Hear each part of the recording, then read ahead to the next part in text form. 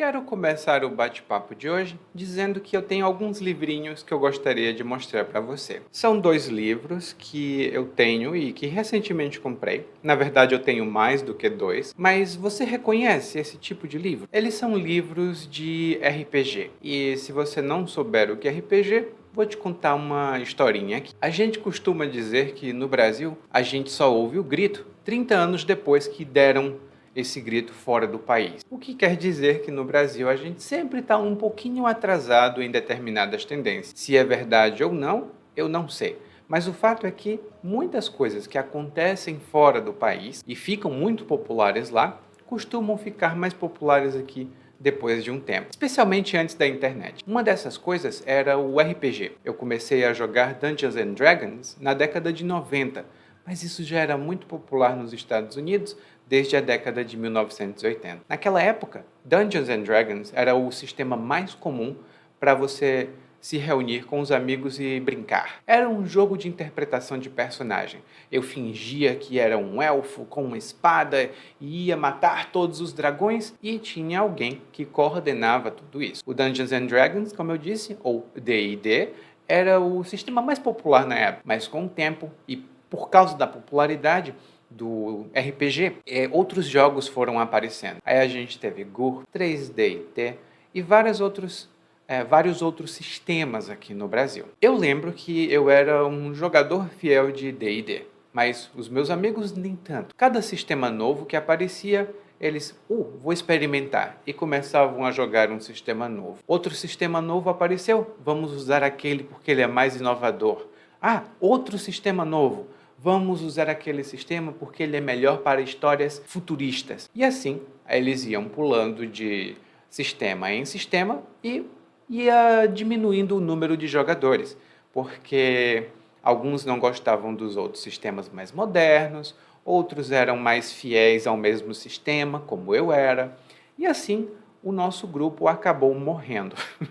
Com outras razões também, mas principalmente porque nem todo mundo mais gostava de usar o mesmo sistema. E esse é um problema com quase tudo que a gente escolhe fazer na vida. Se você tem muitas opções e novas opções continuam aparecendo, é difícil você ficar só com uma delas. Eu vejo muito isso com as pessoas que estão aprendendo idiomas. Português em especial, porque é o idioma que eu ensino, mas também inglês, que foi um idioma que eu ensinei, e vários outros que são mais populares, como mandarim, francês, alemão, japonês. Mas essas pessoas têm muitas opções e tem um probleminha aí que eu vou te contar. Tem um aplicativo que todo mundo conhece, o Duolingo, que hoje está meio que moribundo, né? Ele está com o pé na cova, como a gente diz no Brasil, que ele está perdendo muitos usuários, mas continua forte. É aquele negócio, vai morrer, mas daqui a um tempo. Então, muitas pessoas escolhem o Duolingo como o método de estudos principal. E elas ficam naquela ofensiva, que é como a gente chama a streak em português. Elas ficam naquela ofensiva por 400, 500, 60 dias. Essas pessoas são as exceções, porque a regra é a pessoa começar o Duolingo, se chatear e passar para um outro aplicativo, como o Babbel, ou em português, Babel, né, que as pessoas começam e depois pulam para outro aplicativo. E depois vão para outro aplicativo. E tem um youtuber que eles acompanham. Depois tem outro youtuber que eles acompanham. De repente tem 10 opções de YouTube diferentes, 20 opções de aplicativo diferente, e a gente está sempre começando uma coisa, vê se não presta ou se presta, ou seja, se é bom ou se não é bom, e passa para o próximo se não for bom. Passa para o próximo se não prestar. Né? Aquele negócio que a gente tem.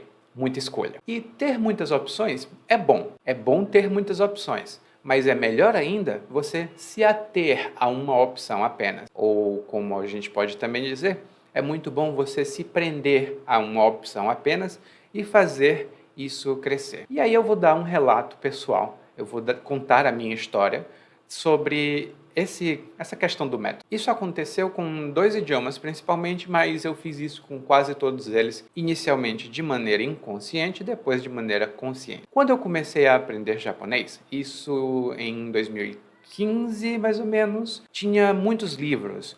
Para quem estuda japonês, você sabe, né? Tem muitas opções de livros e geralmente os livros são divididos em 3 partes, que é o manual principal, o manual de gramática, as traduções. Então, é muito interessante, muito envolvente para quem é muito nerd. Tipo, eu adoro livros, né? Tipo, tem livros, eu estou comprando todos os que eu posso. Então, era muito, muito animador ter vários deles. Mas, se você souber que o japonês tem os caracteres de origem chinesa, né, que em japonês se chamam de kanji, não é a pronúncia correta, mas quem é que está ligando, né? Tem esses caracteres, a gente precisa aprender eles se a gente realmente quiser ler em japonês. Então, eu lembro que eu comprei um livro que se chama Remembering the Kanji, que é de um cara que estudou japonês muito bem, e nesse livro contava historinhas para você lembrar dos caracteres. Era uma técnica de mnemônica. E ele tinha uma história para 1000 e tantos caracteres, e os outros 1000 e tantos que você precisava estudar, você mesmo tinha que inventar uma história. Comecei a estudar os caracteres e tinha o Anki, que era aquele aplicativo de flashcards que eu super recomendo, inclusive eu tenho em algum lugar aqui recomendações de como você pode usar o Anki para estudar idiomas em geral, português em específico. E aí o que acontece? Eu pegava esse Anki e estudava 20 caracteres por dia. Memorizava as histórias, visualizava com toda a clareza possível. Era realmente uma sessão quase espiritual. Eu vivia na minha mente, construía todas as histórias em um palácio mental, como o pessoal fala.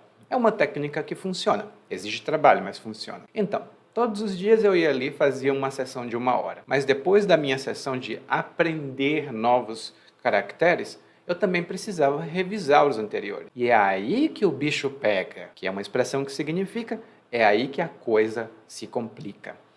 Ou seja, é aí que fica difícil, né? É aí que o bicho pega. Porque quando eu comecei a fazer as revisões, inicialmente eu me lembrava da história, revisava o caractere e dizia, eu lembro. Então, eram poucos caracteres para revisar no início. Só que são 2000 caracteres no total para a gente estudar. E eu estudei os 2000, um por um. Chegou um dia que eu tinha 20 caracteres novos para aprender e 200 para revisar. Ai, gente, era uma chatice. Dava vontade, assim, era melhor arrancar um dente do que continuar estudando. Eu ficava desmotivado, ficava, ai senhor, eu vou fazer outra coisa. Aí eu assistia um filme, eu procurava um desenho, um anime, procurava qualquer outra coisa para fazer que não fosse revisar os benditos caracteres no Anki. E assim, durante meio mês, um mês, eu fui deixando as coisas se acumularem porque eu disse, o Anki não vale a pena. Só que quando eu comecei a ler em japonês e ver os caracteres, a velocidade com que eu me lembrava deles é que me motivou a retornar para o Anki e a retornar para esse método. Fiz a mesma coisa com o mandarim. Não só com o Anki, mas também com o fato de assistir a mesma série de novo, de novo, de novo. Se você aprender mandarim, no YouTube, produzido pela TV estatal chinesa, tem uma série que se chama Happy Chinese. Não é a série de viagens, não. Você vai encontrar uma série de viagens também, mas esse Happy Chinese que eu estou falando, ou Kuai Hanyu, é uma série específica para estudantes de mandarim como língua estrangeira. É uma série de 15 minutos cada episódio, são 115 episódios, ou 110, se eu não me lembro, eu não me engano muito, assim, eu não lembro muito bem, porque tem 8 anos que eu assisti isso. E na época, eu tinha vários materiais de mandarim também. Só que o que foi que eu fiz? Peguei essa série específica e eu assistia todos os dias, 2, 3 episódios. E eu assistia aquela série, eu acho que umas 5 vezes no total, porque são 100 episódios cada vez, né?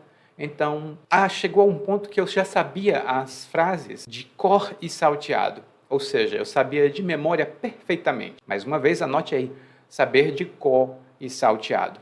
E aí, quando eu comecei a falar com os professores e com os meus amigos da China, foi muito mais fácil eu me comunicar com eles porque eu já tinha aquele costume. Aí qual que é o problema e qual que é a lição que a gente pode extrair daqui? O problema de você ficar mudando muito de método, que talvez você não sinta um progresso real. A novidade, ou a sensação de novidade, é muito importante para manter a motivação.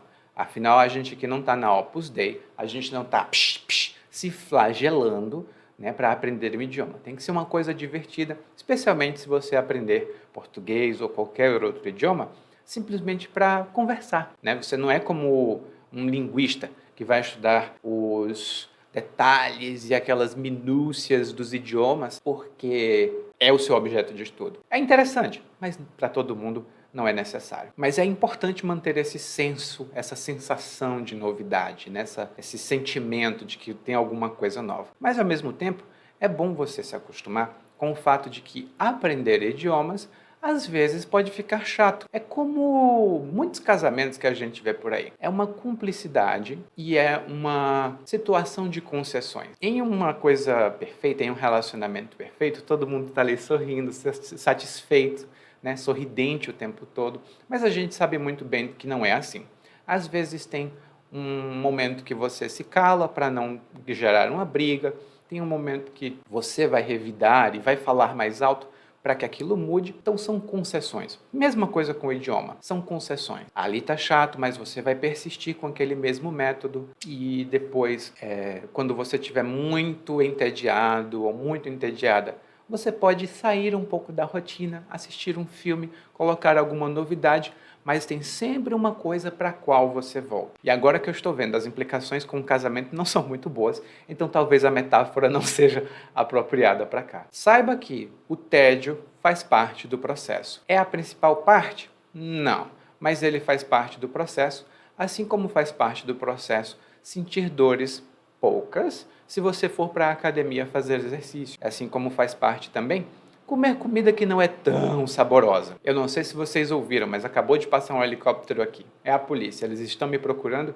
porque eu estou falando muita besteira na internet. E esse tédio, essa repetição, são necessários para que você chegue a um ponto que você esteja confortável com o idioma e diga, agora eu posso variar mais.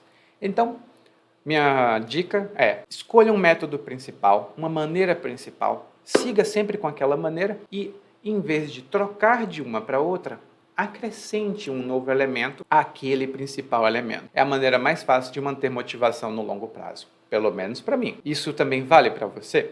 Compartilha comigo aqui nos comentários. Me diga se você acha que eu estou falando muita lorota ou se isso daqui que eu estou falando é só encheção de linguiça e aí você vai ter que descobrir essa expressão nos comentários ou se você tem também alguma coisa que gostaria de compartilhar. Te vejo no próximo bate-papo. Tchau, tchau!